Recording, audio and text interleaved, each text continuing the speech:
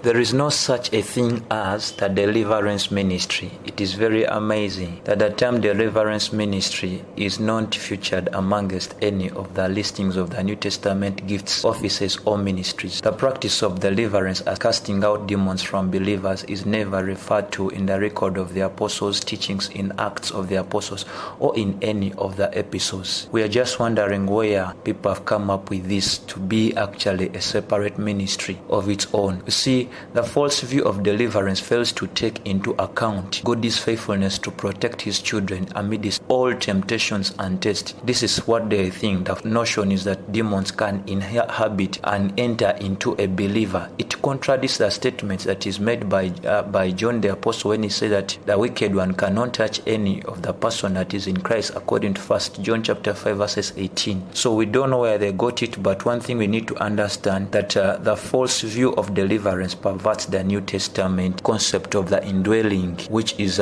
reserved for the members of the Godhead within the believers. So the teaching that the members of the Godhead can share residence within the same temple as unholy demons comes dangerously close to the blaspheming Christ who indwells the believers. So that false view of deliverance leads to dangerous preoccupation with the demonic. No wonder many people are under these circles of services. They are always under what we call being demon conscious other than being Christ conscious. So it is not a rightful doctrine, and whoever has been feeding from that, let me tell you, Jesus and where he sits, the devil cannot sit there. Go and study 2 Corinthians chapter 6 verses 14 to 18, and then you will understand that one thing today we are having, what people are failing to understand as far as the false notion of deliverance, it shifts the blame of unchristlike behavior and other personal struggles to demons, and causing believers to run away from responsibility and remain immature.